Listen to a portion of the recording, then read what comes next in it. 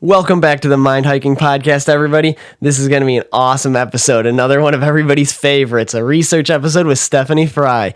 So excited for this one. And we went so off topic as well. This is just a brain melting episode. We dive so deep into this episode. So please hang on tight. It's one hell of an episode. So hopefully you guys enjoy. Hang on tight and stay tuned. Hello and welcome, everyone. I'm your host, Brody Frye, and here we dive deep into difficult questions.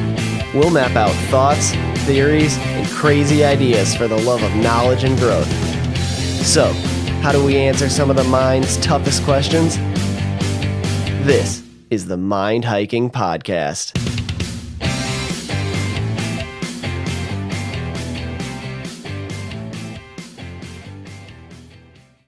3, 2, 1, let's do this. Yo. Stefie Frye, welcome back. Hello, thank you. I love these episodes because they're always like so interesting. These are definitely ones that I love. Like you can't listen to these episodes too many times. Yeah. It's like you can keep on listening to these. They're so good. I love that everybody enjoys them too. Oh yeah, for sure. So excited. So we got our topic and I know what it is this time. Yes. Kind of. But it's really good. Yeah, kind of. Yeah, you said you got it. I did a specific. So, do I say it? Should I say it now? Up to you. If you wanted to lead into it in the middle of the episode or if you want to just say it now, whatever you want. Okay, so we're doing the Bermuda Triangle. Nice. I am specifically focusing on Flight 19. Okay. Which a lot of people, which is like the most common, the most well-known disappearance. So I feel like I've heard about it a lot, kind of on things, but I didn't really know anything about it. So when I got super into researching it, it was like blowing my mind after every sentence. And I was like, holy shit. That's awesome. What are you drinking? Water. Water. So boring every time now. I got my mango something juice, but cheers. I took a sip before we cheers. Okay. Side note before we get going, your hair looks adorable. Thank you. So cute. You had like the orangey, like fiery kind of look for fall. Now snow is on the ground and it went blue. And you went blue and it looks so cute. I had blue last like December too, I feel like. I did like orange last fall. Wasn't it like almost a teal? Yeah, and I did like a tealy blue and green and stuff last winter. So you got to change it with the seasons. Yeah, exactly. No, it looks adorable. Thank you. All right. Let's do this. Getting into it. Okay, yeah, I'm super excited for this one. So I'm starting out, again, sorry if you guys hear my little notebook flipping, because I have my little bookie. It shows you're prepared. Yeah. So then I'm just starting off, like, talking about, like, the Bermuda Triangle and, like, what it is, kind of. So Bermuda Triangle is a region of the Atlantic Ocean, so it's a triangle, obviously, that stretches from Miami, Florida, to Puerto Rico, and then to Bermuda. Which is like... Is that an island? Or I don't actually know if it's an island. It didn't, like on the map that I looked in, it looked like it was just a section of the ocean. Like a quadrant? Yeah, just like a little spot there that they had the dot on. There's so many like weird little like loose islands, even if it's like islands that pop up the size of a couple football fields. Yeah. And it's just like basically sand. Yeah. Maybe a couple trees. A couple trees, yeah. It's like a little bit... Could be a cluster of islands or something. Yeah, and like they're so tiny. Yeah. It's like the size of like one tree. Yeah. Yeah, literally stereotypical, like the like raft and you just like got... Stranded. Yeah, you're just stranded. Yeah, so stereotypical. One palm tree. Tiny little hump out of the ocean. Yeah. Loch Ness Monster hump with a tree on it. Yeah, literally. Check that episode out if you haven't. Yeah, seriously, that's a good one. So I lost my train of thought. Now you threw me off. Sorry. It is a triangle. Does the Bermuda Triangle go on to any points of land? Yes. It does. So it goes into I don't remember what part of it was, at least like a town in Puerto Rico. Don't really know too much about Bermuda. It was like northeast of Miami a little bit. So kind of like Miami's like here, Puerto Rico's here, and then Bermuda was like up there. I took like a screenshot of a map picture if you want to like post that with the episode too, so we can have that.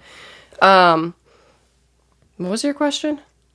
If it was on land also. Oh, yes. Yeah. Yes. And then, sorry, I feel like my brain's foggy today. Okay. Yeah, just a quick heads up. Yeah, my brain's pretty foggy today. I feel like it's been a weird day. I don't know if it's the weather or what, but I feel like it's cold. It was 12 cold. Degrees out when I got up for work this morning. And I was like, are you kidding me? Yeah, and that's just the start. I mean, it's still November. It's November. Yeah, it's still November. Yeah. Yesterday was his birthday. Yeah. So for those of you listening, well, this will come out on Wednesday. So 2 days ago was his birthday. Monday was.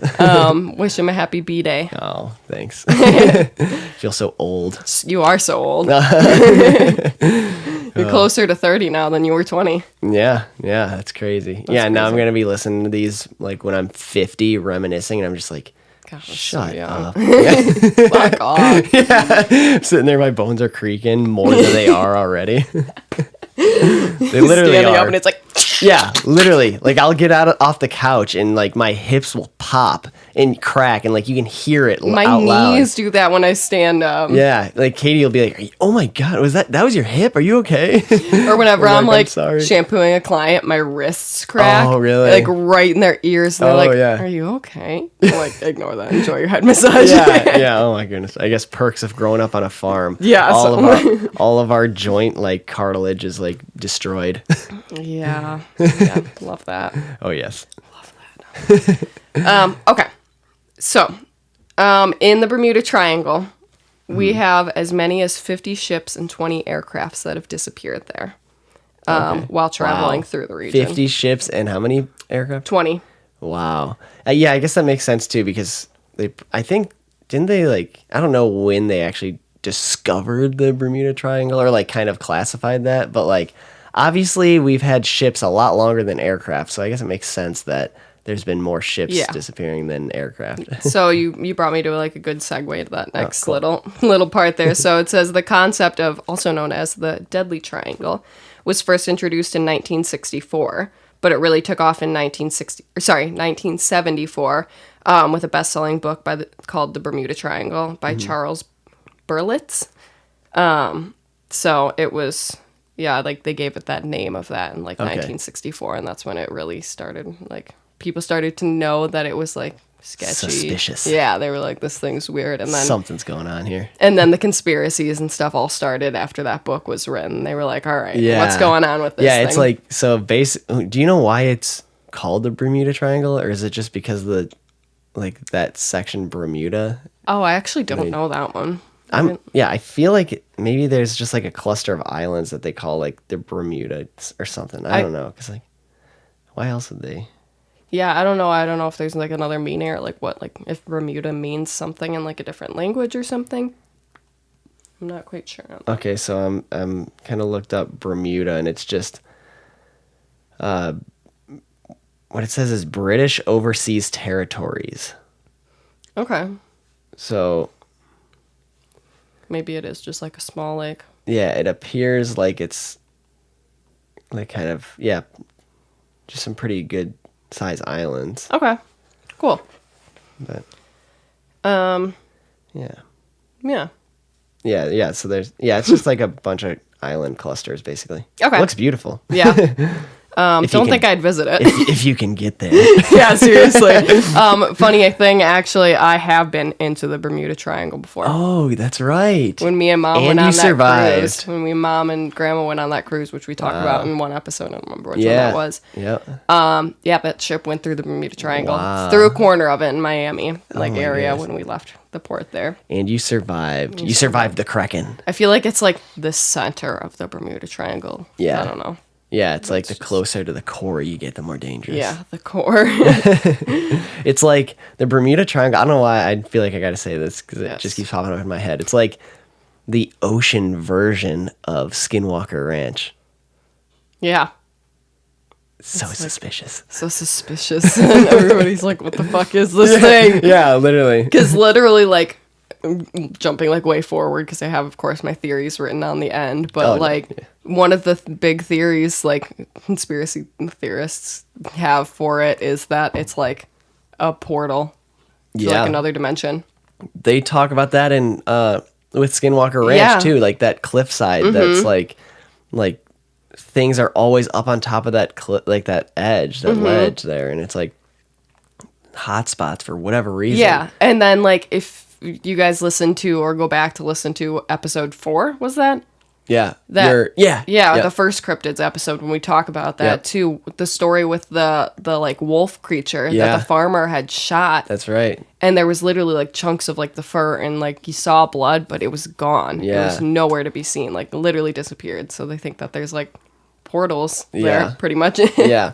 Portals are like frequencies where things can like come in and out of dimensions. Yeah. And like people, I feel like if we're talking about dimensions, I feel like people that don't truly understand dimensions kind of think it as like this fake nonsense, like mystical kind of thing where it's like, oh my goodness, dimensions, really? Like there's other life happening all around us that's just like I feel like there's two sides to people's thought on dimensions, whether it's in the same spot as we're in right now, just all different things happening in the same location, just in a different dimension, or like a different dimension, like different so far away, like even in a different universe outside of this, so far away. So, but like dimensions basically stem from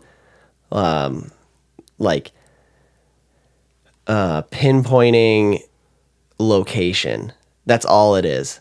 Okay. So like you got the 0th dimension is the start. And that's kind of important to highlight because that does exist, because there is a difference between nothing and zero. Where nothing is non-existent, but 0 has a value. Okay. So the 0th dimension is a point that is like it exists, but it's not a measurable point. Okay. So, and there's no way to, like, it just exists, but the value is 0. Okay, I think I see what you're saying with that. Mm-hmm. And so then you got the first dimension, 1th dimension. And that is basically just like, think of it's so hard to talk about different dimensions in our dimension because you can't really fully understand it because we're using 3 dimensions to explain other dimensions, such as the first dimension, which is, just think of it as an easy example as a piece of paper, but not broadside, not flat side. I mean like the edge of a piece of paper. So the first dimension is basically the paper edge, like, you know, where you'd get a paper cut from. Yeah. That edge. Cringe. Just cringe so hard. But that edge, and the first dimension exists on that flat, but like atomically flat, and like flatter than atomically, because like a piece of paper is actually pretty thick. It's like countless atoms thick. Yeah. But like even atoms are 3-dimensional. They have mass. So like a first dimension is like completely flat. Like so I'm trying to get this across with this. But basically all you can do is move like left and right on this from a 3-dimensional standpoint. As an example, you can basically only move left and right. Then you got the second dimension, which would be like a piece of paper or like an old-fashioned like Mario game or Dungeons and Dragons game, like, you know, like playing on the Intellivision or something like that, where you can move up, down, left, and right. So basically you gained an up and down. Yeah. So that's where the term dimension comes from, where it's like the dimension is pinpointing spatial, like your spatial reference, basically. Okay. So like you have 2 dimensions on a piece of paper. How far left or right and how far up and down. So that's your X and Y axis. So that's your 2 dimensions. Okay.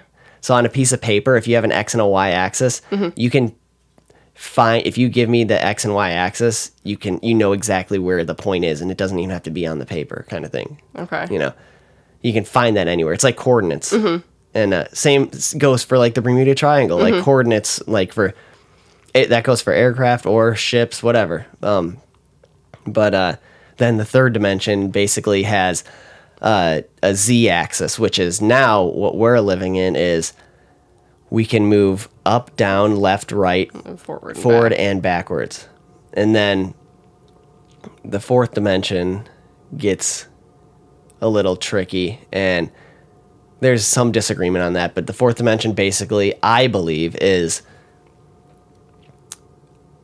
in our plane of existence that we're in right now is basically just we can't control our location in time. I believe the z-axis is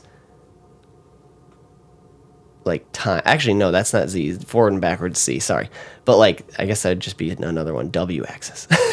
But we have no control of where we're at in time. That is just moving for us. We have no control over that. Okay. So that would be like if you're in the first dimension on that sliver of paper like I was talking about, that would be like the paper moving around, like me and you moving pieces of paper around, but the object or whatever life exists on that first dimension, on that sliver of paper, has no control over that dimension that's moving around. So that's basically time for us. Okay, yeah.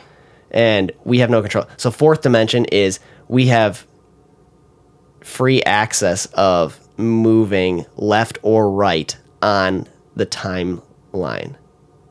Okay. So now the timeline is essentially that first dimension point. Okay, So we can move forward, backward, up, down, left, right, and we can move left, right on the time scale. Okay. Then you can go into fifth dimension where, so on that time scale, left and right in the fourth dimension, all you can do is move forward and backward in time in your life. Okay. You know, you can move, you can go in your life. So the fifth dimension gets tricky because now you can go left or right in your life, but now you get up and down, meaning you can make different decisions in your life and you can change the outcome. Because the fourth dimension, you can go back and forth in time, but you can't change decisions. Yeah. Yeah. So now you're getting another dimension of spatial awareness, basically, in the universe.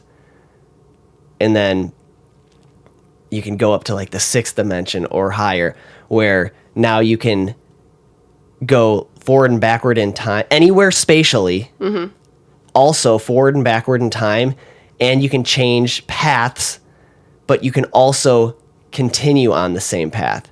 So now you can hop like wormhole, basically. This is a theory of wormhole, basically, because now you got two trajectories. Like think of a piece of paper, you draw a line. This is your timeline. This is a route that you go in your life, up, and then another line down. But they both intersect at a point in time. You can move forward and backwards on both those lines, but in like the sixth dimension, you can live out both of those at the same time because you can wormhole between them, essentially. But it's like one being, but they can happen at the same time, so you don't have to like jump back and forth. I mean, you're existing in both lives at the same time. That's wild. Yeah, and this goes all the way up. There's different theories, like I think string theory only allows for 10 dimensions, and then there's M theory, I believe, allows for 11 dimensions. And I think the only amount of dimensions physically possible, like in any sort of theory that I've heard of in the universe, is like 26 dimensions, I think is what we know of. But that's insane because you lost me at 4. yeah, basically a tesseract is like a fourth dimensional cube. Yeah. But sorry, huge tangent. Way off track there.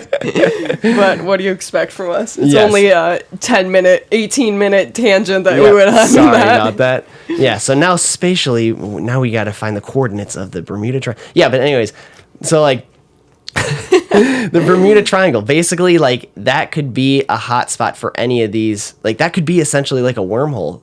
That's just like, again, like if there's like somebody living on that first dimensional plane, Like, imagine sticking a pencil through the paper and somebody's living on that first dimensional sliver.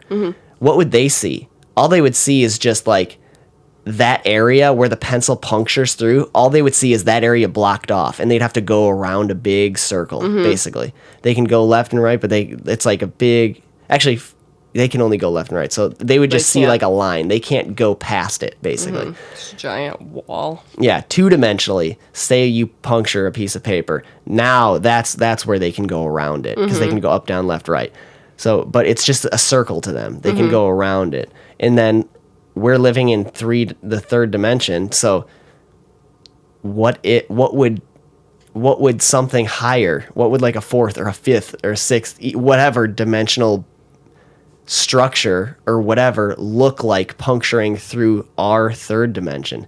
Maybe that is the Bermuda Triangle. Maybe that is Skinwalker Ranch. Yeah. And we just can't recognize it, because how do our minds process something out of the dimension that we're existing in?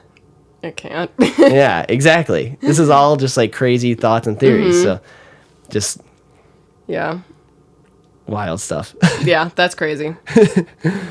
You made my mind even more mushy than when I came in here. I'm sorry. I just wanted to like establish this base reference before we talked all wacky crazy, and people be like, that's not, why do they even toy with these ideas? They think you're don't wacky crazier now than before. Fuck. I guess you're right. Just a little bit. But it's okay. Not in a bad way, just like he should be in a mental hospital way. Yeah, I should. Fuck, I'm sorry. It's okay.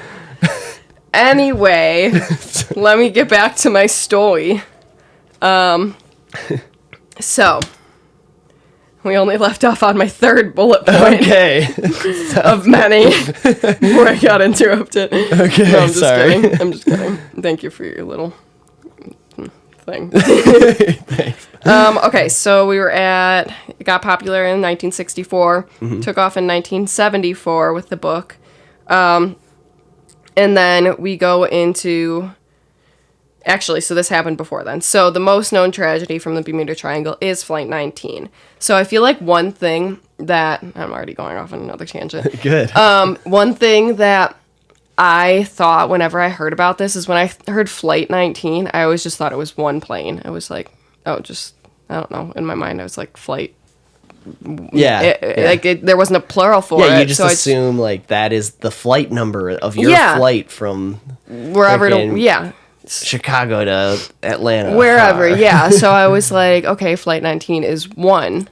No. Flight 19 was 5 planes. Yeah, I do remember that. You did know that part? Okay. Yeah. I didn't know that many, or I didn't know it was 5 specifically, but I do remember it being multiple planes. Yeah, like that was one little thing that I was researching, and that I was like, holy shit. Essentially, it's like Flight Mission 19. That's just like the name, right? The name. Yes. Of it. So it consisted of 5 TBM Avenger torpedo bombers. Okay. And so it was 5 Navy bombers on December 5th of 1945. So before the Bermuda Triangle, it was even like a thing. And it was like, I don't even remember how many. It was like just a few months after like World War II ended. It was a routine training flight it was students. And so it had on the flight, the pilots were 1 experienced instructor and then 4 experienced pilots. And they were practicing a navigational maneuver called navigation problem number 1, which is terribly ironic that it's called navigation problem. Yep. So they were... They just destined themselves. They just freaking manifested the shit out of that. Right. So they were practicing like turning maneuvers. So they were going to... So again, it was like a bombing plane. So they like went out to this one little island and would do like they were supposed to do like a little circle around that, and like I don't know if they actually dropped like real bombs or if it was like I would assume that it like with I know when the Navy's training for like or even the Air Forces too, when they're doing any sort of flight training, they don't use it's all dummy rounds. That's what I figured. Like non-lethal, because like when they're training, they want to be able to train using the triggers and stuff like that. Yeah. So, but like when you're in that, you got to train for what you're going to be doing. So Yes. you got to have dummy rounds so you don't actually, Yeah. end up Yes. hurting somebody. And these planes were like specifically submarine bombers. Okay. So that's why they were out over the ocean too. Okay. So I didn't know practicing that. That's- over the ocean. And so let's see. Yeah, so it said, That's kind of cool. yeah, right. So we're to fly about 125 miles out to sea from their base in Fort Lauderdale and then return back. So they were supposed to do a few turning maneuvers going out that way. They were only flying 700 to 1,000 feet up. Okay. So they were pretty low. Yeah, that's very low. Yeah. And that was like the highest that these You said planes. 700 to 1,000 feet? Mm-hmm. Feet? Yeah, that's extremely low. Yeah. Like when I was flying, it was like, basically there's very little zones that you can even fly down to 500 feet. Like it's like, yeah, that's low. Yeah. And this was for like actually like dropping their bombs. This was on the higher side Oh, really? of, yeah. Wow. So I guess they had to get down like pretty close Yeah. to the water Wow. before dropping these. That's wild. So they like, of course, looked at the weather before. It said the weather was fair with good visibility. So it was a sunny day, and it was about 35 mile per hour wind going from the tail of the plane on their way out. So it was hitting the backside of them. So they're going with the wind. They're going with the wind.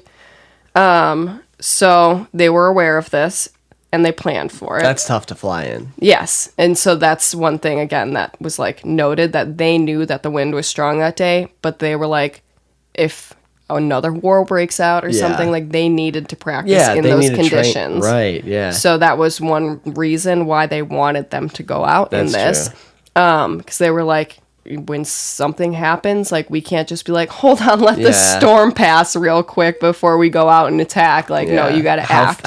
What was the wind speed? 35 miles per hour. 35. So that means if you had an object moving 35 miles an hour with the wind, then there's zero force over the airfoil. It's like dead calm, essentially. Yeah. So you have to be, basically, however fast you're going, you can subtract 35 miles an hour, because that's like, you gotta, know where you're going. You have to be aware of where the wind is going, because it's easy to crash. It's easy to stall your plane when you're going with the wind. Yeah.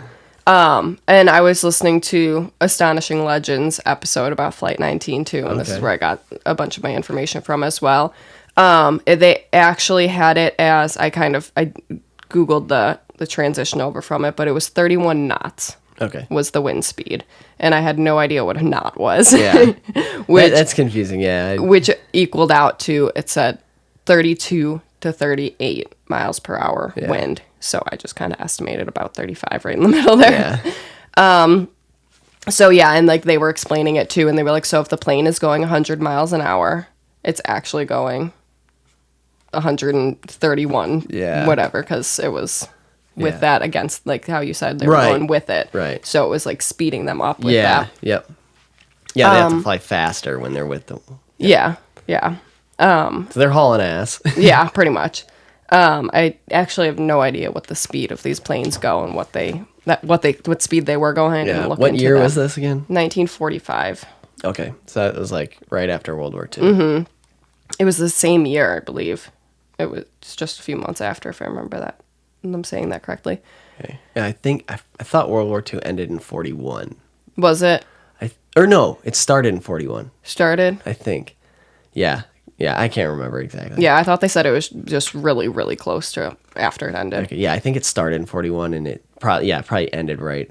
Like Wait, you was said. it World War I or World War II? No, that's World War II. Yeah, Yeah. because World War I was 1917. Okay, that's what I thought, but then I thought you just said one. Yeah. So it threw me off. Sorry, no, 2. Yeah, okay. I don't know if I did or not, but I don't know either. 2 is what I meant. Okay, so then at 4 p.m., a radio message came in from 2 pilots. It was picked up, and they were making it clear they were lost. They were saying that their compass was out and that they didn't know where they were. And it was pilots who were experienced. They were flying in these areas multiple times. Every single one of these pilots that were like they had the students kind of take over a little bit with the directions, but they had experienced flyers actually flying the plane. Yeah. They were claiming that they thought they were like over the Florida Keys, which they were not. And the one of the pilots, the one that made the radio call in, he was previously stationed in Miami before he was in Fort Lauderdale. Okay. And he had flown over the Keys multiple times, and they were like, it should be very, very clear. If he's like looking down at the Keys, he would know it was the Keys. Yeah. And he was saying it wasn't. And they ended up finding out he was like multiple miles farther from the Keys. It was like Cocoa, Florida or something. Okay. And Kokomo. So yeah, they were like saying that Love the Beach Boys. Sorry. Yeah, we know. Actually, I know. I don't know about the rest of you. So yeah, they were making it clear that they were super lost. And then, so we don't know because we don't have recordings of any of the radio messages or anything. Okay. But according to like a popular version of of this story, we don't know if it's true or if it's not. Gotcha. But part of it says that on the recording, he said, quote, "Everything seems wrong, strange. Even the ocean doesn't look as it should." Yeah. Yeah, that's weird. Because I listened to something similar, and that was the exact quote that I heard too. That's weird. So maybe in that part, the light is just like reflecting just right or something, and it's like the sky and the ocean look identical in color, and they're just like, I'm gonna make a right turn, and he actually just like is flying sideways and steers straight down into the water. Yeah, he's actually flying underwater now, not in the air. Yeah. He's just like, there's UFOs everywhere. It's just fish. It's just fish. It's like, what is this?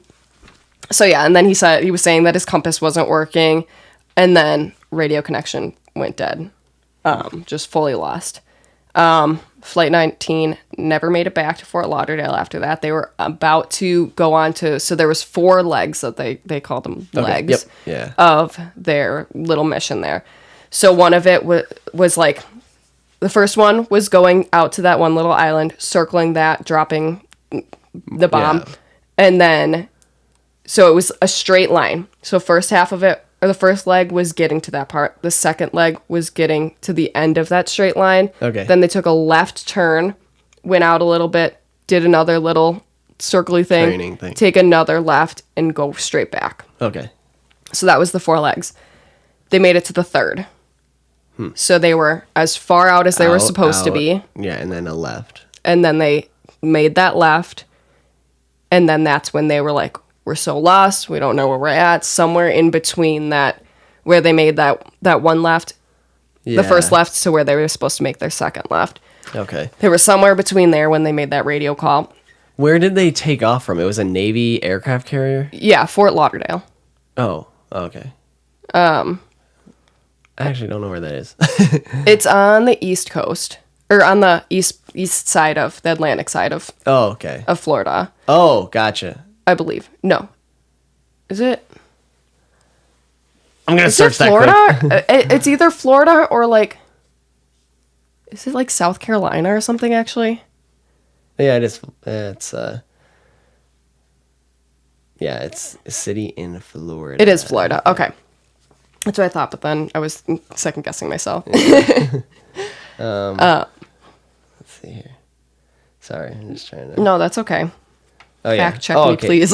Yeah, so it's slightly north of Miami. Okay. It's it's way south. It's way I knew it was basically. Okay, yeah, but yeah, it's like it's on the Atlantic side, but like right at I the knew that. end. Okay, yeah. So. Okay. So yeah, it was about to head back to Fort Lauderdale. Gotcha. On that last stretch. And so, yeah, I think all around it was supposed to be like 300 miles they were supposed to fly. Okay. Planes were loaded up with 1,000 miles worth of gas. Plenty. So they had enough. Yeah. And they made it that 125 miles out, and then it was like 30 miles that they were supposed to go to the left or something, and then another like 120 back. Mm-hmm. And they just never hit that last spot. never made it back to Fort Lauderdale. 5 planes, 14 men, never found. Wow. There's supposed to be 3 men per plane. The pilot, the gunner, and the radio guy. Okay. Yeah. One plane was short one guy because he said he didn't feel like going up that day. Oh, He just God. felt off. Damn. Very intuitive. Mm-hmm. Wow. So there was supposed to be 15. There was only 14.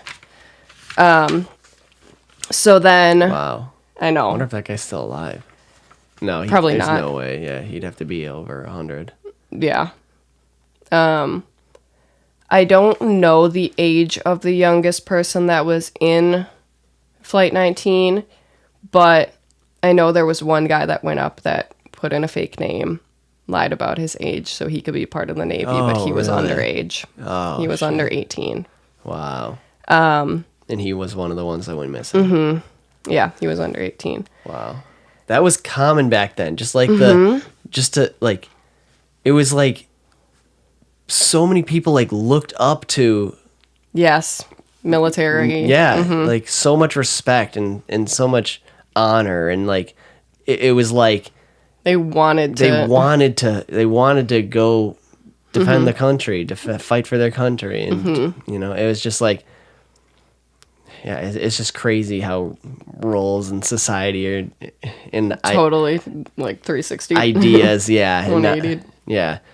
Now they can't get anybody to join. It's Yeah. like talking about a draft because their numbers are so far. I heard a stat about like typically there's like the army recruiter or like the the military recruiters, something about the military as a whole. Typically it's they're recruiting somewhere around like 4,000 to 5,000 people every month in the United States. And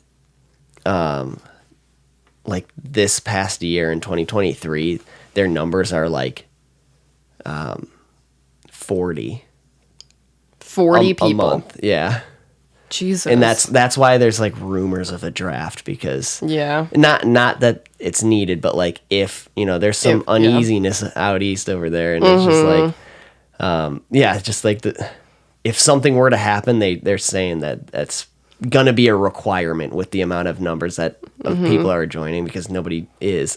Yeah, and it's gonna be men and women, which is terrifying. Yeah. But yeah. Yeah. Another side note, sorry. So at the time, search for Flight 19 was the largest air and ground meaning ocean on like boats Yeah. in history. Wow. And to this day, still it is one of the largest. Wow. Navy alone sent out 248 planes into the air. Wow. Holy and shit. 18 ships. They covered more than 200,000 square miles of the Atlantic Ocean and the Gulf of Mexico.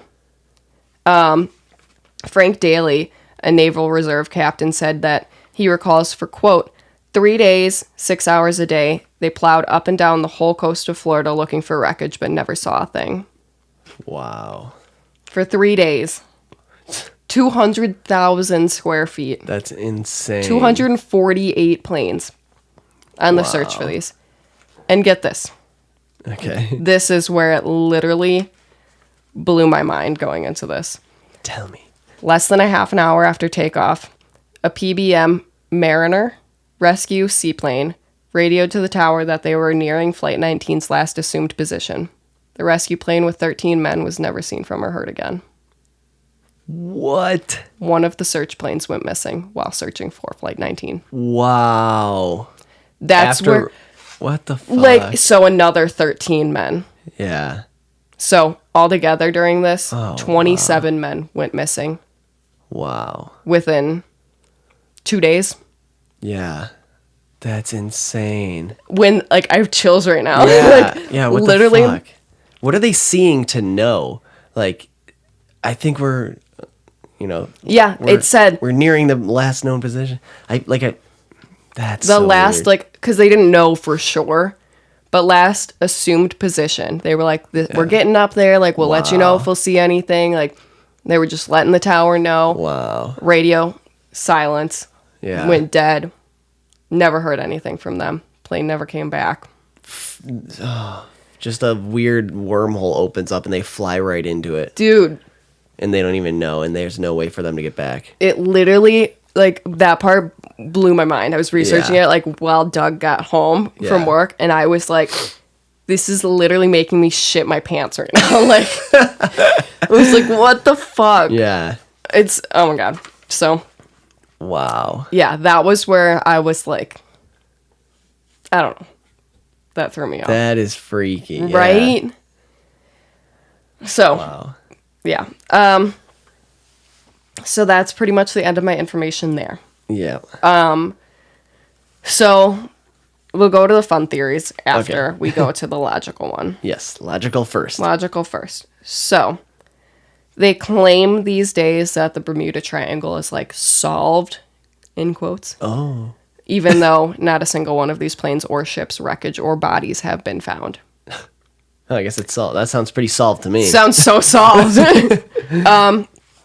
So the one thing that makes sense to me, so they were talking about how the Bermuda Triangle is like full of all these anomalies and all this stuff, and how there's like underwater volcanoes there, which could be very true, but I'm like, well, I don't know. I mean, we're not going to have like fiery volcanoes shooting up however many miles through the ocean to like hit these planes and these ships and like burn them into nothingness. Yeah, literally shooting planes at 1,000 feet in the air. Like they're acting like these volcanoes are erupting and it's just burning them to nothing. They can erupt from the floor of the ocean, shoot fireballs through the ocean all the way out and 1,000 feet into the air.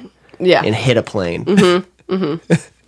That's the solution. That's what it is. That's what it is. Yeah. So the only part, that's not the part that I was saying makes sense to me. The part that makes sense to me, the only thing that makes any sense through all of this to me, is how it's like, they call it like a magnetic anomaly, how true north and magnetic north collide at that point. Oh, really? In the Bermuda Triangle. So I didn't understand that either, so I Googled it for everybody that's listening and also doesn't know what it is. So true north is a fixed point on the globe, which is the North Pole. Right.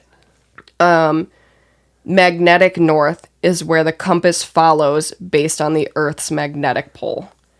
And it's about from the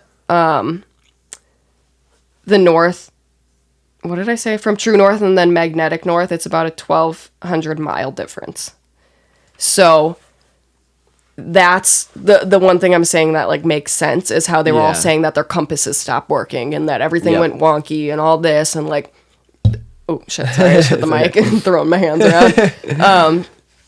So that makes sense to me because then their compasses are like, I don't know, trying to go, if they're like right in the middle of that where that pole is, their compasses are going to start like, I don't know about compasses, so I'm just making this up how I think it would happen. I'm picturing it like spinning around, like the little needle spinning and like going all crazy. We did learn all about that in ground school too when I was... Oh, did you? Yeah, when I was doing flight training. Mm-hmm. Yeah, they are very clear on that, and as Navy pilots, they should be very aware of that. So I don't see how that could... That is interesting that they collide in the Bermuda Triangle like that. I did not know that, but I still don't feel like that should be a major factor. But as far as like a magnetic hotspot, like that's kind of interesting, right? So that I thought that was really interesting and like in a weird location too, right? And I'm like, there's a lot of like energy I feel like there. Yeah, there could be. But like you said, like as Navy pilots, very experienced. Yeah. And like a lot of the instructors too were in the war. They had been flying in way worse circumstances than a little windy. Right. Yeah. And yeah, they're flying in freaking thunderstorms. And gunfire and like, it's just like maybe I'm stupid, but I've never flown a plane before, so you could probably tell me better. But I'm like, if you're flying north, or where we'll just say north, because that's whatever. Yep. So if you're watching your compass, you're flying north, your compass goes all wonky because you go through this magnetic pole. Just keep flying straight until your compass fixes itself. No? Yeah. Like, in my mind, I'm like, just keep, like... That's how they flew in World War One. You know the old saying, flying by the seat of your pants? Yeah. You ever heard somebody say that? Yeah. Oh, I don't know what that means. Basically, like, if you're just winging it, that's a good way to, compare it. If somebody's just winging it, you'd say, like, it's an old saying, but you'd say that person's flying by the seat of their pants. But essentially what that means, that's a saying that comes out, it's based out of World War One, where they didn't have instruments on their... They didn't have, like, a gauge cluster. They didn't have any of that stuff. They literally flew by the seat of their pants. Like, they literally flew by how the plane felt.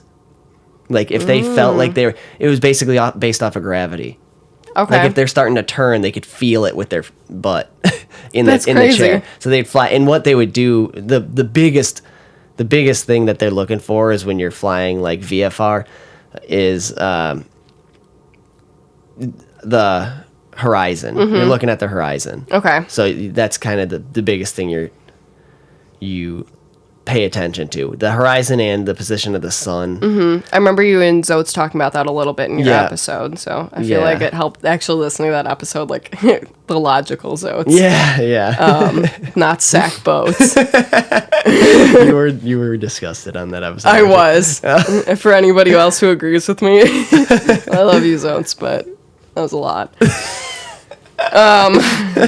I will never look at you the same again. No, I'm just kidding. I love him so much. Yeah. But yeah, it was a lot. I think it was funny. But... my favorite for my morning commute to warm up my day, but start your day off with some sack boats. I was like, God, what is life? But I totally lost my train of thought now. We were talking about flying by the seat of your pants, the horizon, the position of the sun. Yeah, so that was another thing that I listened to with this is, like, they were talking about the horizon. They said they could see, they were like 30 miles from the horizon. And so thinking about that too, if that's something that you're supposed to know, especially in the Navy, I'm like, what happened to make them, like, so turned around? Yeah. Because, like they were saying, they were experienced. They'd flown over this area multiple times. And they said that one of the instructors, I think it was the actual, like, teacher one, not like maybe it wasn't. It couldn't have been. But one of the pilots, it was his first time doing this specific, like, route. But still, like, if they're that experienced, they should have known at least how to get themselves back. They were, like, calling in and they were like, I have no idea how to get back to Fort Lauderdale. I don't know where we are. That's I think we're over the Keys. But, like, they'd flown that area. Again, not that specific route, but that area multiple times. I mean, we could sit here and we could just pull theories out of our ass. Like, we could say, like I kind of talked about, you never know if maybe that position on Earth, the water in the just with like that magnetic anomaly, who knows if the water looks super level or some sort of a like a clear day, like a sunny day, like the sky and the water, especially depending on the time of day, like they look damn near identical, and you lose sight of the horizon. And especially if there's some sort of a magnetic anomaly that kind of distorts gravity, possibly. I know this is a stretch, but we're pulling shit out of our ass right now. Yeah. But who knows? And then you lose that feeling, and all the compasses go wonky, and you lose sight of what's level and where you're going, and you could just straight into the ocean. But that does not explain why can't we find any wreckage. Yeah. With the amount of area that was searched. Right. And how much time has passed now, you'd think that wreckage, like, I was, like, even Googling, I was like, has anything been found to this day? Yeah. Nothing. That's insane. Nothing washed up on shore. Like, you'd think after however many years it's been, Yeah. 60 years or so. Yeah, longer than that. Like, you're talking like 70 or 80 years. Yeah. Something would wash up. Yeah. 6 planes. I keep having, like, mentally thinking that flight 19 was one. Yeah. 6, because it was the 5 planes and then the search plane. Yeah. 27 bodies. Like, you would think something would wash up on shore. Yeah. And nothing. Yeah, and then once you were saying, like, time of day and stuff, it was in December. At 4 p.m. was when they got the radio call saying that they were all confused and turned around. And, I mean, I know for, like, us, like, December at 4 o'clock, it's pretty much dark if not already. Yeah, but they're also on the equator, basically. Yeah, right? so I'm trying to think. I'm like, I don't know what time the sun goes down. And like how that would affect and being up in the air too, like you're gonna see probably the sun more. Yeah. So for us, I'm not exactly sure how south the equator is, but I know they're like down there they're like damn near on it. Yeah. Like, maybe it's slightly south of that. It's farther south from Florida, I know. Yeah. But again, they were 125 miles south of Florida already. That's what I mean. If they're like down there, like flying south of Florida, they've got to be damn near it. Yeah. But yeah, it's still plenty of light out at that time. 4 o'clock, you said? Yeah. I'm going to figure out how many miles south. I wonder if that's... How many miles south the equator is. Yeah, that's a good... Of Fort Lauderdale. Yeah, that's the biggest mystery for me. Like, where did everything go? And another thing too that I heard about was like even Christopher Columbus sailed through the Bermuda Triangle before it was known, as obviously, but and he reported a lot of things. I don't know how much I don't know how many drugs he was on, first of all, but also with the plants he was eating. Yeah, who knows? But also popping shroomies. yeah, literally. Fuck. But also there's reports of all sorts of things. He's got reports of even seeing discs flying, like really, like transmedian discs, like that were like a disc they saw underwater with lights, and then they stared at it. It says it was with them for about 4 hours, but it like they saw it underwater and they stared at it for however long, and then it came out of the water and hovered and just kind of stayed at a distance and stayed with them for 4 hours, supposedly. Yeah. In some of his journals, he talks about that stuff, but weird shit. But also, I guess there's like a monstrous like seaweed patch out there that he talks about as well. Oh, interesting. Like a massive network of seaweed. Like they thought they hit land, but it was just like a massive mesh of seaweed. Mm-hmm. So, I mean, who knows what's down there, first of all, but also who knows what could be lost down there. I mean, it's like a needle in a haystack. That's true. Or a hay in a needle stack. Yeah. So real quick, it says Fort Lauderdale to the equator is 1,804 miles. Okay, so they're close, but still pretty closer, far. but yeah. But oh shit, what was I gonna say? Oh yeah, so also listening in Astonishing Legends, they talked about off of what you were saying with like that seaweed stuff.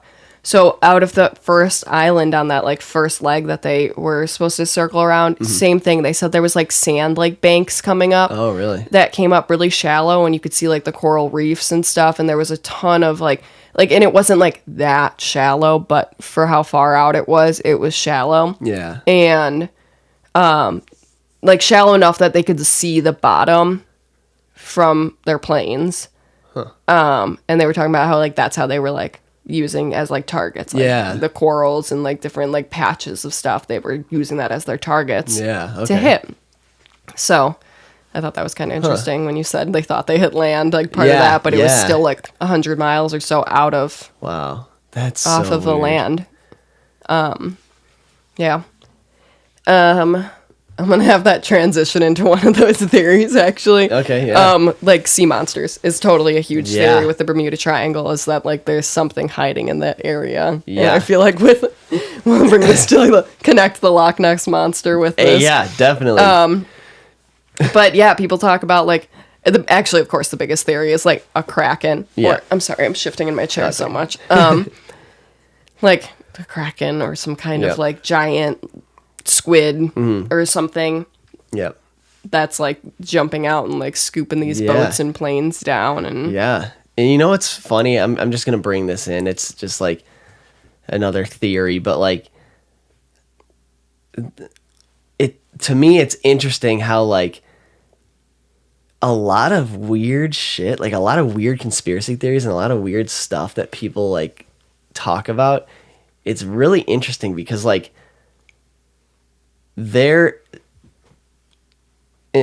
just because this is relevant in my life, I've been doing a lot of reading, but like they talk about that in the Bible.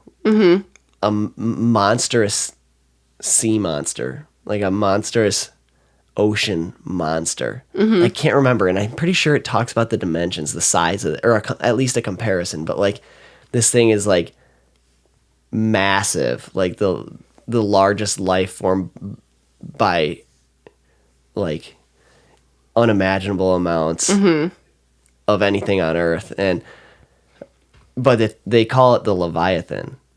oh, I feel like I've heard In that the Bible. name before. That's the term that they use. Maybe you told me about But it's that. like a monstrous sea monster, and it's interesting that like stuff like that. Like you'd think if it was as big as what they talk about in the Bible, you'd think that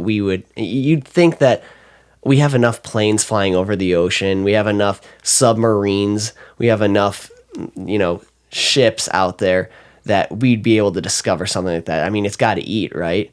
But yes, then again, but you go ahead. But then again, we can't find these ships. We can't find these planes. Giant ships, giant planes. Yeah, exactly. And like again, we talk about this in the Loch Ness Monster episode, but how deep and how undiscovered How is vast. the ocean? Yeah. We have no idea. Yep. Literally no idea. No idea. And these things could be fully living underwater. They don't need to submerge to get whatever. And there could be there is other life forms down there that it could just be feeding on that. Yeah. So it doesn't need a surface. Yeah. Yeah. I remember hearing, JJ actually knows more about this, but there's like a salt lake under the ocean. I don't know where, and I don't know anything about it, but he knows more about it because he's telling me about it. But like, there's literally like a salt lake where like pools of, obviously it's salt water, but like dense salt fog settles at the bottom of the ocean, and it like sonar can't penetrate it, but like they talk about it being deeper down, but it's like kind of like lakes under the ocean of like dense salt water, and like the possibility of like there's no way something can survive in something that salty. But I think they sent like some sort of like a unmanned submarine down there, and I'm pretty sure they found like basically like shrimp, like crustaceans that are able to survive down there. I was gonna say something's gonna be able to, because like there's something that can pretty much like any area can be habitable for something. Like they can evolve over time. Yeah, because there was probably areas on the world, like I think like extreme conditions like deserts and whatever that we couldn't survive in at one point, but we evolve and we learn to adapt. Right. Things like that. If they're living so far down in the ocean, it's already going to be dark. It's already going to be dense as fuck down there. Yeah, like the two possibilities are of, at least for like an evolutionary standpoint, is something was using that lake for cover to escape predators. This is like the only two evolutionary adaptations or like purposes for this is to hide, Okay. Yeah.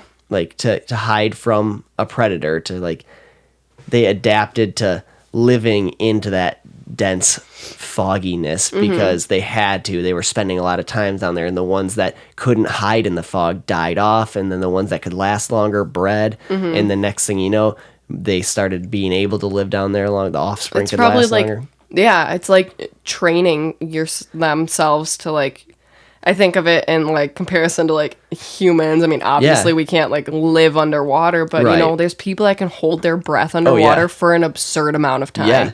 It's like they slowly, just bit by Yep. bit, will slowly do it a little bit longer, a little bit longer, Yeah. a little bit longer until they Yeah. can adapt to doing it for like hours or so. And I feel like it's Yep. these creatures That's that could have just training, like yeah. even just gone through it one time by accident and been like, Yeah. I lost my trail on that for whatever was Yeah. chasing me or whatever, and Yeah. they like go through it That's for a true. little bit to try and like, I don't know. That's true. That's a good point. But like those ones are the ones that could survive. So now that thing's got the skill to be like do that, it's going to survive. And this is natural selection. What it is that is going to be able to reproduce and have offspring that can also do that. And the ones that can't do that are going to get eaten because they're out in the open and can't get into the fog. The second thing, the only other option I can see is still used as cover, but as a predator. From a predatorial standpoint, Okay, yeah. something big is hiding Hiding. under there, and it comes out to you know same concept, but its roles are flipped basically. Yeah. I feel like I could see that being likely. Yeah, Especially if like it's too dense or whatever for sonar to get through. Yep. Yeah, No way yeah. are we gonna ever be able to like discover something like that. I mean, yeah. maybe 'Cause like salt is super reflective. It's just like it's basically just like a sheet. yeah, that's insane. And like I don't know how far or if there's like a limit that sonar can go down. I'm wondering that because like I know we looked it up again in the Yeah. Loch Ness Monster one, talking about the Mariana Trench. Yep. And I don't even remember how deep that was, Yeah. but sonar was able to get to the bottom of that to figure out how deep that was. Yep. So I'm wondering if we were able to discover something. And I fully believe that there's deeper in the ocean. There's definitely deeper places than that. Yeah. I mean, we haven't been able to map. There's no way for us to map the whole ocean floor at this point. We don't know. No. I bring this up on many of my podcasts. The ocean, like 80% of the ocean, Yeah, I was gonna say we've talked about unmapped this. and undiscovered. It's nuts. Yeah. It's literally space on Earth. Yeah. Yeah. No, I know you say that all the time Yeah. too, but like, it's so true. Yeah. It is so true. It's so, and I don't know. I don't believe we'll ever find out any of the answer to any of these questions, at least Yeah. in our lifetime. Yeah, definitely. Probably not our children's lifetimes. Yeah. Like, it's going to be long, long from now, but Yep. Yeah, it's freaky what could possibly be down there, and or like what like phenomena could be happening. You know, Yeah. you never know. Maybe it's not a thing. Maybe it's not a animal. Maybe it's not a creature. Maybe it's like some sort of a thing happening, like back to the dimensions thing we were talking about, or something like that, or like something weird with like electromagnetism, something like that. You never know. some kind of weird, like, I'm trying to think of like some weird like whirlpool thing that could be like something sucking it down. At least I'm thinking ships only, but like Yeah.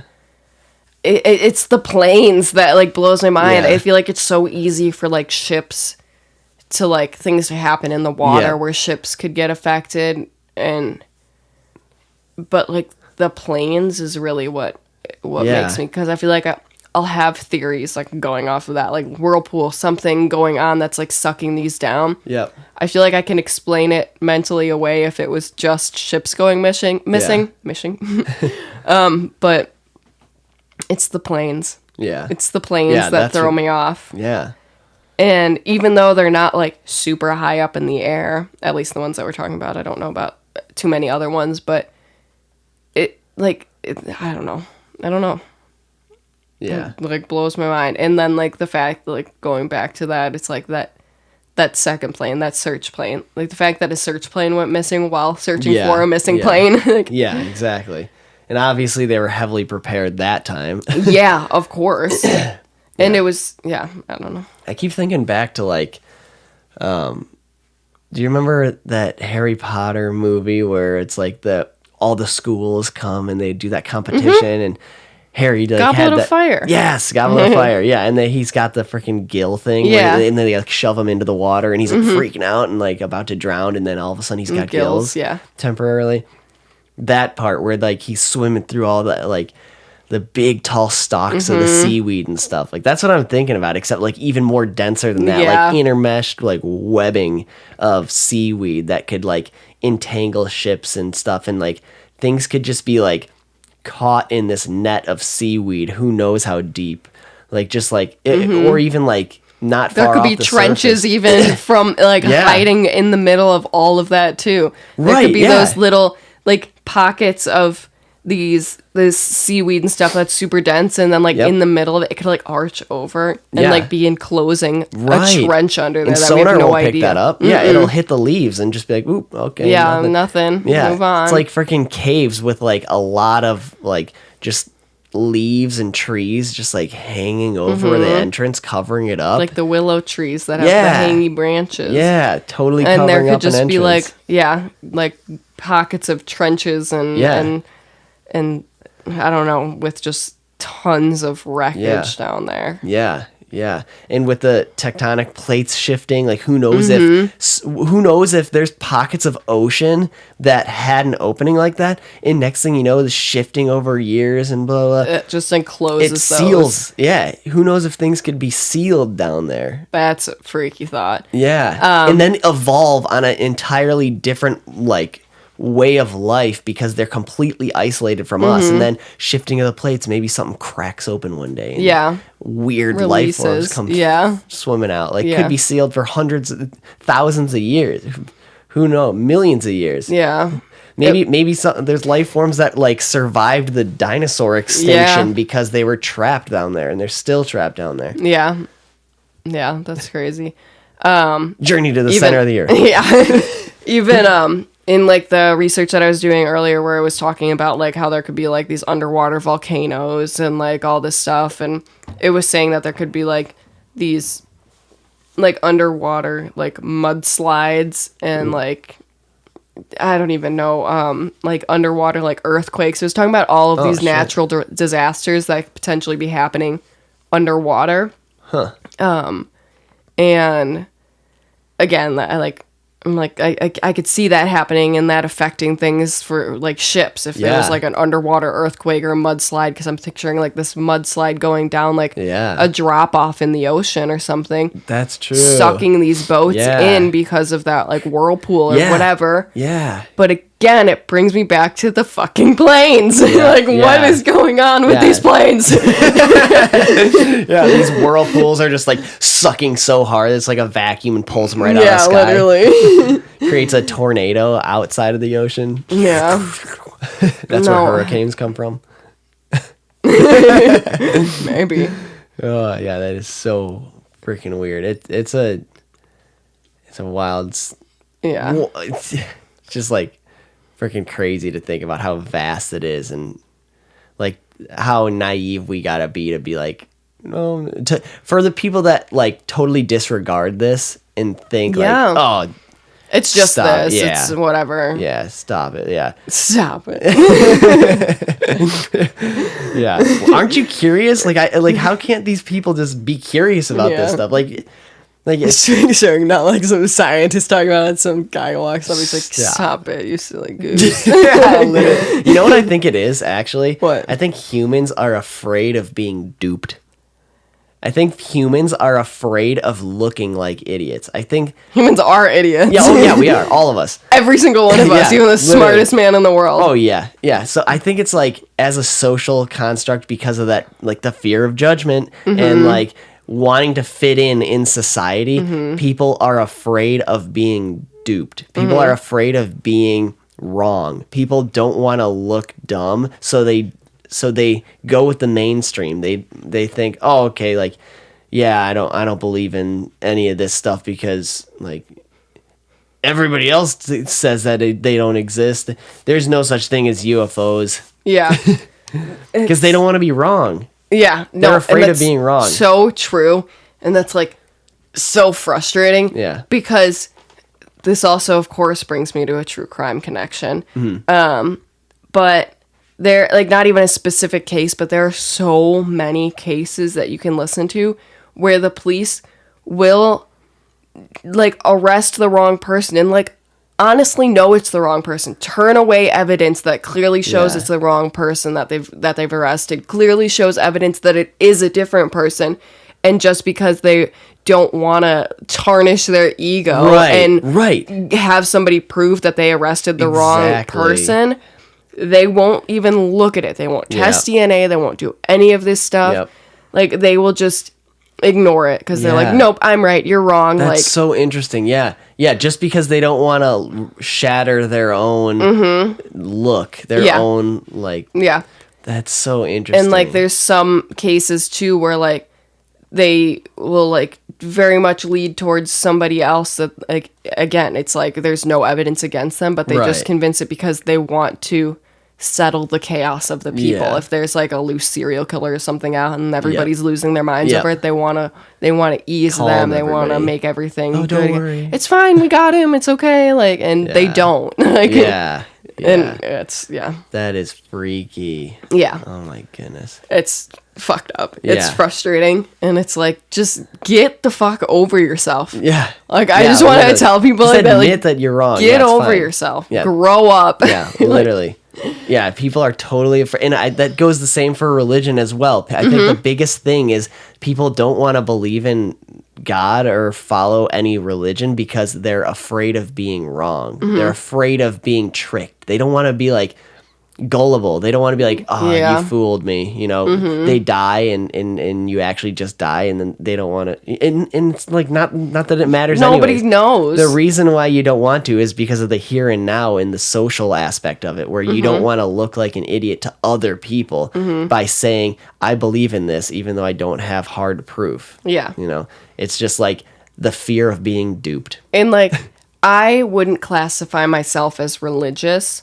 I wouldn't classify myself as atheist. I have literally no idea what I believe in. I am so open to the idea of everything. When you start talking to me about the Bible and stuff, or when you were showing me this stuff the other day, I have questions. I loved your episodes with Katie, where you were talking about religion, and you were like, I don't mean this as an asshole. These are genuine questions that I have. Thank and she you. was like, no, you're not an asshole. Like, you should be asking these questions. You should be.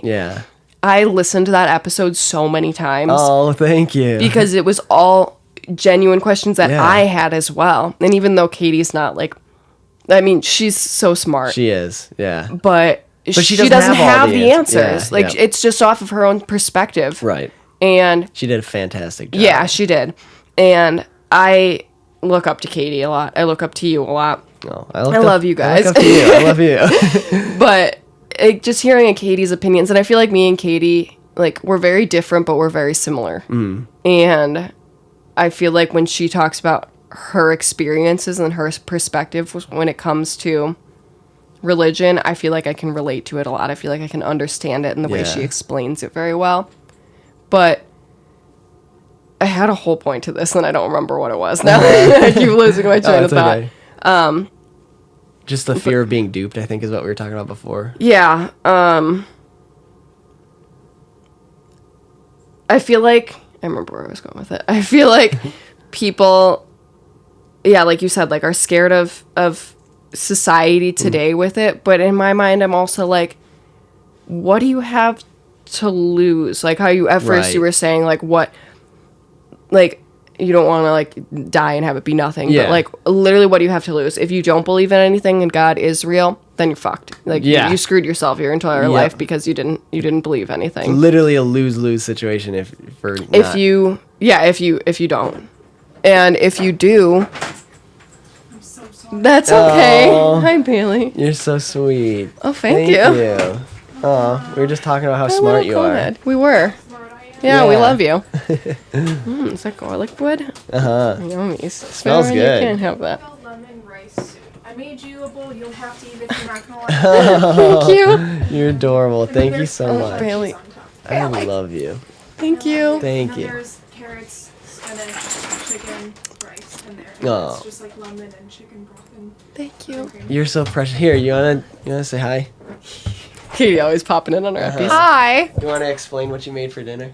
Oh my goodness. Okay, I made lemon rice soup, chicken soup with rotisserie chicken, spinach, carrots, chicken broth, all the seasonings, heavy whipping cream, Love and then it. put Parmesan on top. Love it. Awesome. Thank you. You're My the queen. best. I can't wait to hear your guys' episode. Yeah, it's Thanks. It is. Get out of here, you little conehead. I'm okay, thank you. Okay. What'd you say? I said, get out of here, you conehead. Come here. Little conehead girl. Okay. She's crazy. Bailey is. Whatever. Yeah. But yeah, anyways, so I feel like there's like literally nothing to lose Yep. if you do believe in something. Because like if you believe in, and I feel like even for me, even though I don't like devote myself to God like some do, which is fine, I feel like if he's real, he knows that I acknowledge him as potentially being there and knows that I respect him. Right. And if there is like a heaven and a hell, I believe that I would go to heaven because I acknowledge the potential existence. Right. Yeah. Whereas when I was younger, I'll totally admit that I was like, there's nothing. Oh yeah, me too. I know you've talked about it. I don't remember if it was with mom or Yeah. just talking about how dad was always like, Yep. there's Yep. nothing. Like you die, and it's like before you're born is what dad would always say. Like there's nothing. Yep. And I did totally used to believe that because I think just like hearing him say It's not like straight from him either, because I was saying like the Yeah. whole Fry Yeah, all of them. bloodline Yeah. basically is all Yeah. like that. And he like doesn't even want to hear anything about it. I feel But like I'm like the first. Our generation's like the first Yeah. free thinkers. yeah, for real. But yeah, I don't know. I feel like that's kind of why I tried to open myself up more because I'm not Yeah. scared of death, which is weird. Yeah. I feel like as a human because that's like that's the biggest Yeah. fear. A lot of people do, but I'll say this too: there's a lot worse things than death. I agree. I'm not scared of death. I'm scared of how I'm going to die. Yeah. Yeah. I don't want to get murdered Yeah. brutally. Yeah. I, don't want to like suffer a heart attack or anything. I don't want to Right. like die any like. It's the suffering yes. while you're still alive. I'm scared. Yeah, that's a good way. I'm scared of suffering. I'm not scared of death Yeah. because even though I'm not like fully convinced that there's like a God or anything, like I believe that, and I know Mom said this in her episode too. Like I believe there's something. Yep. Whether I kind of believe in it's so weird because like I believe in ghosts. Mm-hmm. I believe in reincarnation. Mm-hmm.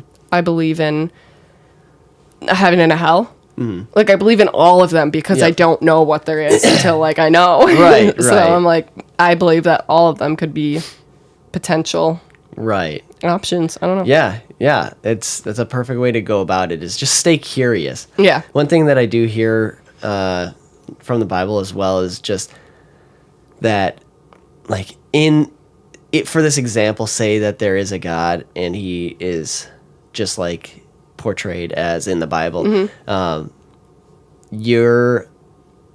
When you die, you are judged uniquely and fairly and justly. So you're judged specifically for the individual that you are. And that's based off of your knowledge. So an example that I ran across was, how about like there's tribes in the Amazon rainforest that have no idea what a Bible is or no idea what religion is. Like they just are survivors out there. What happens when they die? They're still human beings. And the answer is that same thing. They're judged fairly and justly and uniquely to their perspective. So basically, you are judged more. I guess a way of looking at it is you're judged more firmly based off of the wisdom you're provided. The more you know, the harder of standards you're going to be held to.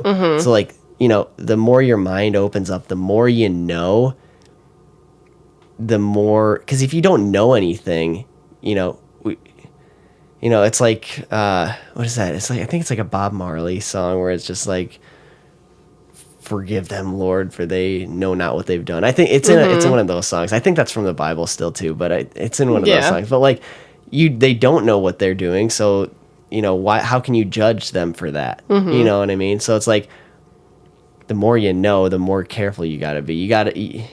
If you know you're doing, I guess it just comes down to, don't do things that you're not supposed to do. Yeah. Kind of thing. But if you don't know you're not supposed to do them, then whatever. But yeah. But as far as like the God part of it goes, like the whether or not he exists or not, the only thing I can really say as far as like, my belief on it is, I don't know that there is a God that's as invested in our lives as portrayed in the Bible. I don't know that you can pray and things will be answered. I don't know that you can even speak to him. I don't know if it's a him or a her, or if there's, I don't know any of that, obviously. I'm just and I feel like saying that's dumb things, but go ahead. I feel like that's one of the reasons why I am skeptical too, because I think about like, people are always like, oh, you pray, he answers your prayers. And it's like, Yep. Okay, well, what if, we don't know what he is. Right. If he's like this spirit thing up in the sky, like whatever, Yep. or if he's like a ghost, like kind of just like around. Yep. The amount of people that pray every single day, Yeah. and people are like, God's always here, God's always listening. How could one person Yeah. be with everybody at one time? I got an answer for that. Please do. That goes back to the dimensions I was talking about. Okay. Living in multiple timelines. He could be just a being, because it says in the Bible he's created in our image. Or he created us in his image. And he could just be a being in a higher dimension, capable of infinite timelines, infinite wormholes, infinite possibilities like that. Okay. That's just a dimension thing. So that one, as long as you can understand the scale of dimensions, like I kind of Yeah.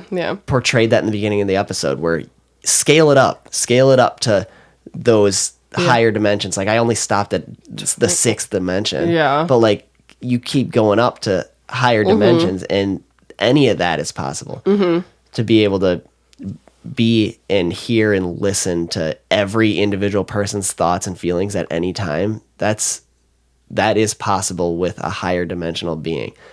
But that wasn't my point. But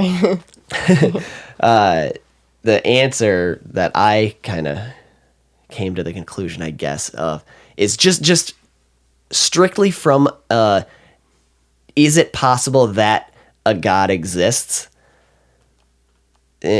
What I think is there's not many things you can say with 100% certainty. We don't know anything. But one thing we do know is with absolute certainty, we can say for 100% certainty that we exist. 100%.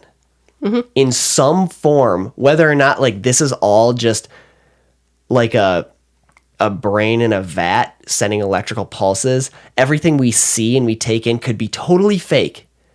But whatever it is, we as experiencers are experiencing experience. So we are existing. We exist in some way. Yes. Even if it's not these bodies, even if it's not this life, we exist. Some form of us exists. That's 100%. Yes. So how? things can't be made out of nothing. The only way for something to be made is for something to be there to make it or form it. I'm not saying that God could be an intelligent life. Maybe it's just some sort of a being. I mean, it could be like Baron walking through the snow, rolling his nose, and he created a snowball. It could be something like that. But like in the universe is the snowball. But basically it's like something like you hear about the Big Bang Theory and stuff like that. Yeah. One thing you can say for certain too is, well, not for certain, but like one thing in the pattern, in the senses that we can take in right now, the universe is expanding. All the stars are moving away from us. The universe is growing. Yeah. And light is traveling. So you got to understand also it's traveling outwards too. So if light's shining, it's going in all directions, always and forever. So the universe is always expanding. Even at the very least, it's expanding because of the light. Side note, you mentioned that in another episode. I don't remember what episode it was in or what you were talking about, but I was sitting at a stoplight playing it through my thing, and I was just staring at the stoplight like, that light is going on infinitely. And I was just so like zoned out staring at the light. It was dark out. I was driving home from work, so it was like 8:30 p.m. and it was dark. There was nobody around. I was just staring at all the lights around. I was like, what the fuck? Oh my goodness, that's funny. Yeah. So the universe is always expanding as far as we know, because light is always expanding. Like I said, this could all be a simulation. Who knows? But we exist. That's 100% certain. What we can take in, we can be pretty sure that, from what we know from science and physics, light's expanding, universe is expanding. So there is a starting point. You reverse it far enough, and there's a starting point. That's why the Big Bang Theory is so popular, because there's got to be a starting point. The way you just explained that for once made sense to me a little bit. So that's where that comes from, and that's why it's so talked about. So how did that start? What made that start? If the universe is everything, all matter, all existence, all life, everything, shrink that down, all that light down to that starting point. What was before? What was outside of that? What was outside of this universe that created it? What started it? Things can't be created out of nothing. You can't have nothing and then have something. Yeah. Something had to be there to create us. Existence, life, everything, matter, energy, light. Something had to be there to create that. So that's the answer that like I said, who knows how it happened or what exactly it was. Yeah. Or whether it's fully intelligent, or whether it can actually speak to us, or whether or not we can actually pray and if it means anything or not. But one thing we can say is that something was there to create what we are. Okay. But so Big Bang Theory is like the universe, and that is supposed to have created what? Like the stars, the planets? Everything. Space between them. Yep. So then, to have life, you need two other life forms to create a life form. So how did we start? I don't know. Yeah. Does that make sense? Yeah. Because I think Big Bang Theory, it's not going to explode. We're not going to just immediately in point however many seconds going to have humans and blah, blah, blah, dinosaurs or whatever. They exist at the same time even. I don't know. Yeah. All of this stuff, all of these different creatures. Yeah. Planets, stars, everything all at once. So I'm like, okay, I feel like I could let the Big Bang Theory explain having the stars, the planets, whatever. Yeah. But then I'm like, how did life form come? You are very smart, and that is an amazing question, and that is a beautiful thing, isn't it? I hate it. I hate the unknown. It is a fascinating thing. Is what keeps me up at night. You literally. I know I say that about cryptids, and every time I'm like, oh, it keeps me up at night. No, This is literally what happens in my brain at night, staring at the Yep. ceiling, thinking, what? Do you ever have like those weird moments and you're going to be like the only person I think that'll ever understand the way that I ask this, because I asked Mom one time and she was just not understanding. But I was also like 8 and she was probably like, you're stupid. You're a child. Do you ever like just stare at the nothingness like by yourself in a quiet room and you're like, why am I here? Yeah. Like acknowledging your own consciousness. Why me? Why am I In this body? me? Like like the fact that I am conscious and I have memories and I have experiences Yeah. blows my mind. Yeah. And I have like these almost out of body experiences where I just like hurt my brain so much thinking about it. Like Right. what? There's no other way to put it Yeah. other than the consciousness. Why me? And it's like, and I asked Mom one time again when I was like younger, and I like looked at her and I was like, why am I me? Why am I here? And she was like, Yeah. because me and your dad made you. Yeah. Yeah. And I was like, no, I get that. Yeah. Why life is here. Yeah. I get that, but, understand like, why, like, as a body, like, Yep. I am here, I am a physical being, but, like, it's the consciousness. Yeah.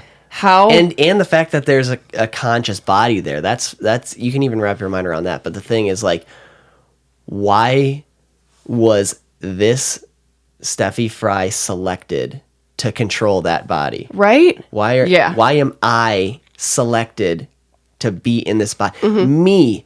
It's like a me of all people, of all consciousness. Why is it me that gets to control this body? Why am Mm-hmm. Right? I placed here? Yeah. It's like, it hurts in my head. Yeah. And, like, I don't even know. Like, It's a great question. it's something that, like, I think about so much. Yeah. And it's just like, and then it like comes down to, we think about like, what even am I? Like, what is my Yeah. consciousness outside of this body? Is it a soul? Yeah. Is it an energy field inside my brain? Is it the brain itself? Yep. Like, I don't know if this is making sense at all, but like, what Yeah. does all of my consciousness come down to? Yeah. Is it just like a precisely arranged clump of molecules that just somehow create consciousness? Yeah. How does that work? How did all this stardust being arranged properly, how did it even come to this arrangement? Like, how did this explosion happen, and then all these particles, literally stardust, collect and just come to be us?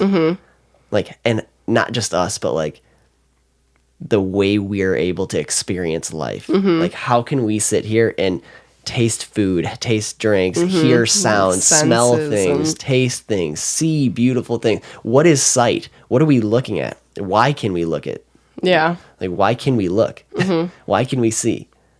Like, what is taking in senses? What's the purpose of senses? Even like speaking. Yep. Like when you talk about that too, like Yeah. like the power of just these sounds. Yep. We are doing nothing but making sounds. Who created words? We're making sounds, and it's putting images in people's heads. Yeah. We're making vibrations that put pictures in people's heads, and we understand what it means. We're making vibrations that are making me question my entire existence. Literally. Like- yeah. It's amazing. Just this clump of molecules that just arranged properly just create us. Yeah. How is that? I don't know. And a lot of people will take that as all the proof they need for a God. Yeah. And a lot of people will take that as there's no way a God could exist. We're just molecules. Yeah, I feel like people who get like too into the science-y of it, Yep. but then it's like you explain it in the way that it's like, oh, it's like the stardust, whatever, that ends Yep. up creating. But I'm like, our bodies and our minds are so intricate, Yep. and I don't believe something as simple as some dust coming together Yeah. could create everything that humans are. And like, and the fact that everybody is so incredibly and uniquely different. Yeah, that's because our bodies, you know what it is? We are like way higher dimensionally beings than third dimension, but we just control and operate bodies in the third dimension. Because if you think about it, your mind in your head right now, think about something in your past, any memory growing up. You can think about that. You just went back in time. That's at least the fourth dimension there that your spirit, your mind is capable of. And you can play out things. You can even change things in your mind. You can imagine a fight you got in at work or whatever. You get in a fight in an argument, and then you go home and you shower after work, and then you win the fight. Yeah, you win the argument. Like, I should have said this instead, or do this instead. It's like, it's like you were saying, like where you can go back, and then what did you say? Fifth dimension, you can change the fifth dimension. So we got to be at least our spirits got to be at least fifth dimensional beings. Fourth, because we can't change it. Yeah, we can change it in our minds. We can play out different outcomes in our heads. I guess, but we can't like actually change physically, no, because our bodies, we're controlling third dimensional. Oh, okay, bodies, I see what you're saying. But our minds are, yeah. Or like, I feel like that almost even connects with like dreams. Yes, sometimes we have like these absurd random dreams, but like sometimes I have dreams about reality. Like, and it's like, even like, I don't know if it would be like just making up scenarios, but like I feel like mentally like jumping into the future too. And dreams are like that. Or I dream about things in my past and the outcome is different. Like change it that way. But I don't know. Yeah, it's just crazy to think about just like what we are and what consciousness is. And just like maybe what we're living in is hell. Maybe this is hell because we are these very high sophisticated beings jailed in two-dimensional bodies. Maybe we're stuck. Maybe this is just, we're placed here. This is like, our bodies are like a prison because we're forced to live in a very restricted expression body, I guess. No, I see what you're saying, because our minds can do so much, but our bodies cannot, like you were saying. Right. Like if our minds are like fifth dimensional and our bodies are only third. Right, yeah. Or maybe this is heaven, because as spirits, we can't change matter. We can't change things. We can't do, like we have our spirit and our mind, but we can't change the physical plane of existence. So we want to be in bodies. It's like being in a car or whatever, like be operating a machine. We want to operate these. Maybe all we are is machines that we're operating, and we get to be here and we get to create art and create connection and create impact and experience emotion and take it all in. And we get to express ourselves through these bodies. Maybe this is a heaven. It's all about perspective. You can take it any way. Yeah. And just the fact that we can think about all this stuff is amazing. Yeah, I feel like that's where like, I don't know. And that's the difference between us and any other creature. Yeah. I think about it all the time, though, when you talk about, like, Baron being, like, you were talking about Baron being, like, the eyes of God, or, like, dogs in general, I guess I should say, but you were, of course, specifically talking about Baron that time. But I think about that all the time, and I'm like, not like that specifically, but, like, animals and... Yeah, because it's like, God backwards. Dog. And I just imagine, like, maybe God or the creator, whatever you want to use, is watching us through others' eyes like that. Yeah. Our pets' eyes.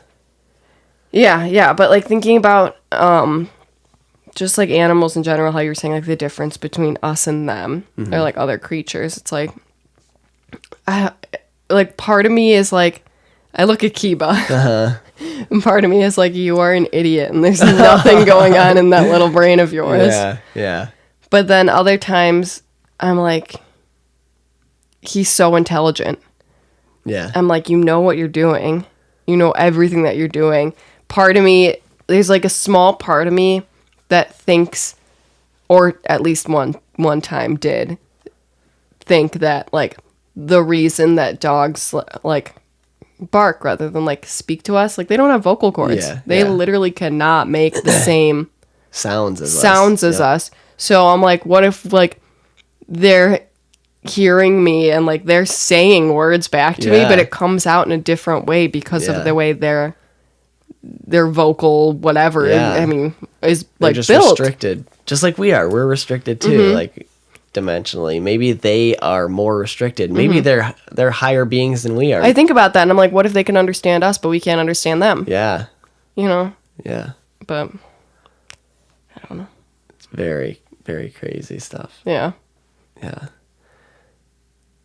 Animals are so, but think about it like this too, is like you said, you look at Kiba's eyes and you think there's nothing in there kind of thing. But like, you could also think about it as maybe it's not specifically him. Maybe it's just being used as like a camera, where think about it as if like you're live streaming something and the camera is being used, but all that data is not being stored in the camera. Say it's plugged into the computer and you're just using the camera as a camera for recording, and say we record a 2-hour podcast, and that's not all being stored on the camera. It's being live streamed through the computer out onto the internet, and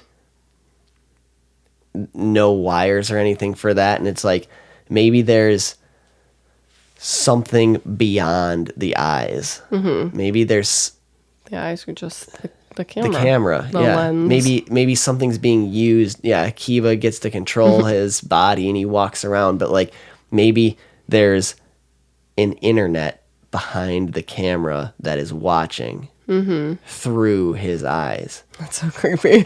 But like an internet that we can't even fathom. Yeah. And think about like the computer. Like, what is it? It's just a bunch of pieces of metal and plastic all put together in a certain arrangement. And now it can project all these images, these sounds. We're talking into these mics right now, project this worldwide. And it's just all mechanical parts being pieced together because you can't see the magic happening within this machine. All we know is just all the screws and piece of plastic and piece of metal put together in a specific arrangement that can process all this stuff. And like, what is processing? It's just doing this magic stuff and then sending it off, and then you can play it through your car, which is also doing its own magic stuff. Yeah. Yeah.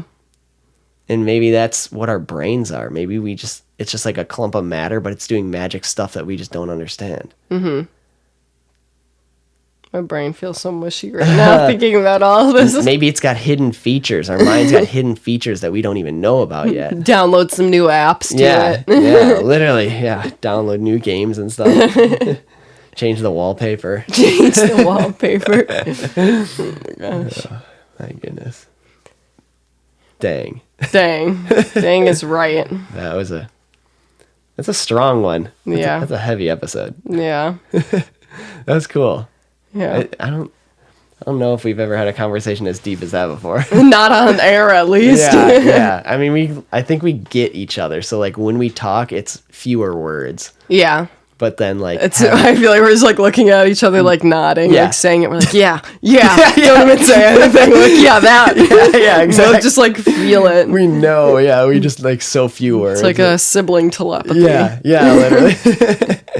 But then like the mics in front of us, it forces us to explain it. So I think that's really cool. Yeah. Hopefully we didn't like lose too many people. Hopefully they kind of followed and got along. I feel or like got I'm it. going to listen back on this episode and be like, what the fuck are we talking about? I think No, I think we got it pretty good. Yeah, I think we're gonna look back and be like, "Whoa, that was good." Yeah.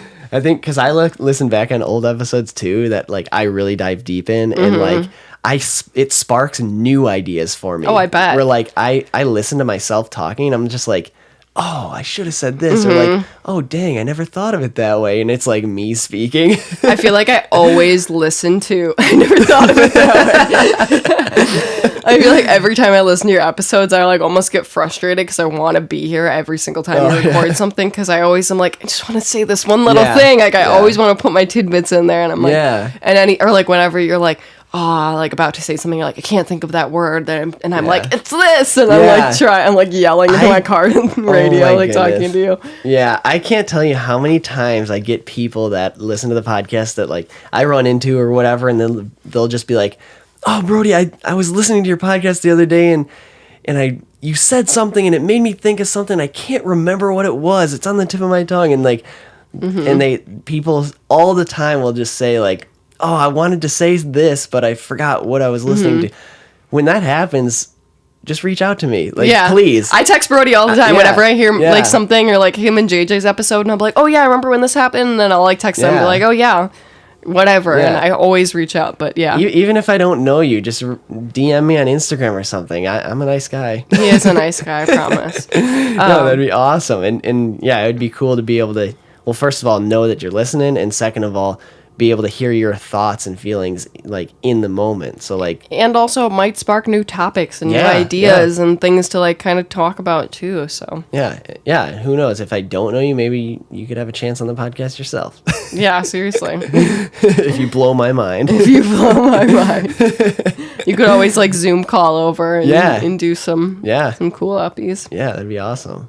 Yeah, there's a few people that I'm like, that just live too far away, and I'm like, maybe I'll just like do a phone call or a Zoom call or something an episode. That'd be kind of cool. It's not the best like sound quality, No, but I've but- listened to plenty of podcasts where they've had guests on and they do it through a Zoom, and it's a little like scratchy, but it's still great episodes. Yeah. Maybe I'll make something happen. Yeah. All right. Well, Steph, thank you so much for frying your brain on the podcast. Oh, my pleasure. It's my favorite pastime. Fries with fried brains. Fries and fries. Fries on fries on fries. All right. Well, thank you so much for tuning in. Thank you for all the research you did. It was an awesome episode. Oh, of course. You always do such I a love good, doing it. thorough job. Yeah. Thank you. And we do have some other good topics coming up. Yes, so. I'm very excited. I'm going to keep doing some research on some Yep. things. And, like, I know I had Brody put my Instagram in, like, the bio last time. Well, I know a few times I did. And I had him put my like, hair page last time because that one is not private and my personal one is private. So, like, please send me a message if you guys have ideas or, like, topic things that I could research. Yep. Because, like, I'm for it. I love it. Yeah. I love doing the research. Oh, like, yeah, it's awesome. It's fun. So yeah, and I'll put that Instagram same one in the show notes. Please so do. You guys will be able to see that. So. And message me your thoughts, theories, and crazy ideas too. Yes. Because I love to hear it. Definitely. All right. Thank you so much for your time, Steph. You did an awesome job. Thank you. Listeners, hope you enjoyed. This is a great episode. Lots of thought and research into it. So I really hope you enjoyed. And thank you for all your support. 5-star reviews. Like, share, tell all your friends about this because it really helps the podcast grow, and I love seeing it grow. So thank you for all your support. And Stephanie, do it! Yeah! All right, guys. Sorry, thanks. I broke your mics. Oh, yeah, it's okay. Oh, yeah, that was a good spike. All right, rock on, guys. Thanks for tuning in. And Steph, peace out. Peace out. Peace.